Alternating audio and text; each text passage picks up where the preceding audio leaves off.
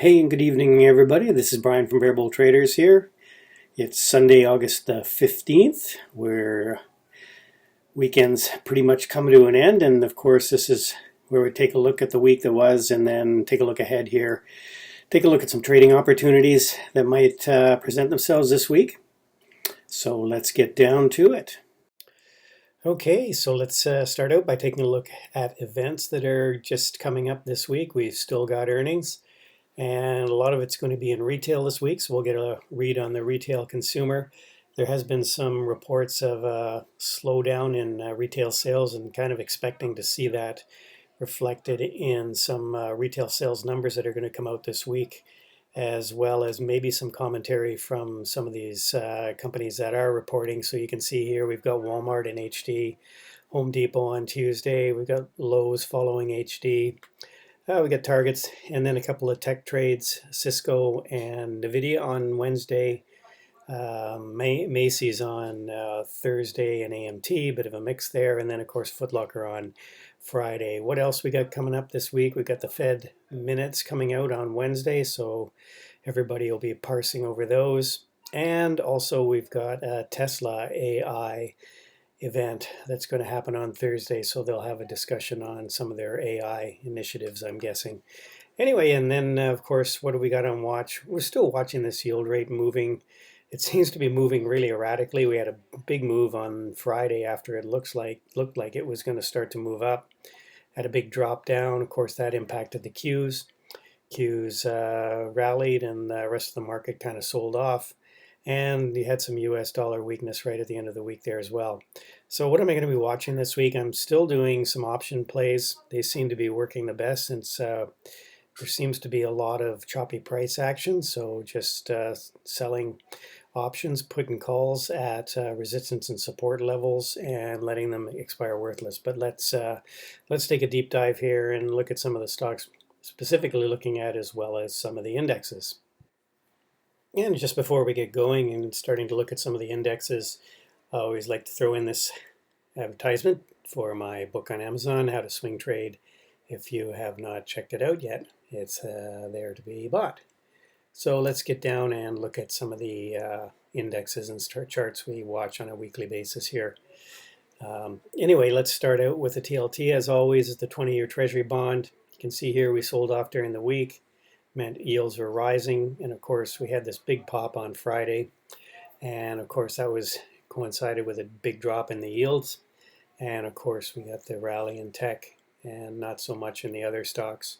But you can see here on a weekly basis we are sort of down, had a down week on the yield, but still well off the lows, and we seem to be holding this 50 moving average, and I suspect the yields are probably going to go lower as we go into the following week.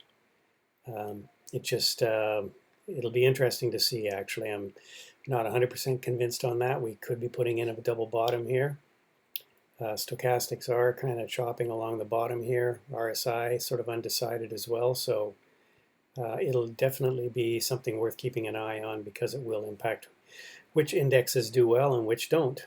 So transports here, we've been watching these. We saw them nice breakout on Wednesday, Thursday continuation, or Wednesday and Thursday continuation. Friday, a bit of a topping action there, back right at where we would expect some resistance, right in this level here. And volume sequentially dropping off as we got into the week. It is a typical, has been a typical summer trading sessions, volume off a bit. But you can see transports here again broke out on a weekly basis. We're kind of getting back into the swing of things here. Of course, as the transports go, so usually does the Dow. Of course, we had another update on the Dow on Friday, just squeaked out a gain there. On the week, we're up about, I believe, 0.8%, 0.87, another high. You can see we're in a bit of a channel here. It's a wedge that's kind of narrowing, but again, we're still trending higher, even though we do seem to be flattening out here. Momentum is sort of picking up to the upside again on the RSI. The Qs, again, bit of a choppy couple of a couple of weeks here, you can see, but we are still making a series of higher lows, so trend is still looking like it's higher. We didn't make an all-time high here, which was back here. And on a weekly, we are up 0.77, or 0.21, I should say. The SPY, again, still in an uptrend. And RSI still continuing to go higher. As in all of these, the volume is pretty lackluster, and not surprising since we are in the latter part of the summer here. And on a weekly basis, still going higher. RSI just marginally in overbought territory, and you can see here again, volume just really sort of anemic, but not unexpected for this time of the year. The IWM, the small caps, are really the ones that seem to have trouble here. We were down just under 1% on the day. You can see we're still in this big chop fest. Just no, doesn't seem to be any direction one way or another. We're just trading in a range. And you can see here, again, we've tried to break out once, twice, maybe 3 times, 4 times. Keeping an eye on this one because we are rolling over on this 20 moving average, and this could be a lower high. So we've got a high here, maybe putting in a lower high here. You can see momentum. We are losing momentum here, and we might be rolling over on Stokes as well. So the TNA is definitely, or the IWM, TNA is the ETF, is definitely probably not where your money should be at this point. Again, the dollar, as I said, we kind of looked strong through the week and then sold off here Friday. So some pretty volatile price action on the dollar and the interest rates. But again, you can see here this the VIX, the fear gauge. You can see we're right down, touching pretty close to the all-time lows here, or definitely lows in the last couple of months, if not longer. Let's take a look here. Well, we have to go back to 2020 to find lower levels, but again, messages, really no fear in the market of any kind of a big rollover or sell-off. And Bitcoin, you can see Bitcoin here, we are seeming to hold this 200-day moving average. We had this bit of a pullback yesterday, it held. And it does seem to be making a series of higher lows. So here's a higher low here, higher low here. So we are looking at this 50,000 level, or 48,000, excuse me. This would be a level I'd be watching for a breakout higher on Bitcoin. So a quick look at the sectors and how they've been performing over the last week. You can see here basic materials made a bit of a comeback here, consumer defensives and utilities. These are all defensive stocks actually. Industrials and financials seem to do well, although Friday I'm sure financials didn't do quite as well. You can see there as the interest rate drop took down the financials with it. Energy pulling back here. Not sure what the message is here. You know, weak energy means weak economy. Not as much energy consumption. So I still think there's a concern out there that this Delta variant is going to have some longer term impacts on the recovery. It certainly, I saw another statistic about how people were reconsidering travel plans, canceling travel plans because of the Delta variant that seems to be spreading and growing. But on the other hand, the Delta variant in other countries prior that are further ahead of the curve saw this surge and then drop off. So let's hope that happens as well. But again, there seems to be a little bit of a pulling back on expectations until something further becomes a little clearer. But again, over the week, some of the defensive plays still strong. Back to the sectors at a glance here. You can see discretionaries, we're kind of just chopping in a range. Technology, again, pushing higher as interest rates drop back again.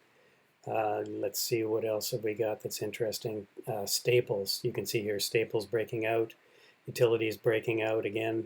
Safety trades, which is kind of interesting given where the VIX is. Financials pulling back Friday because of the interest rate drop.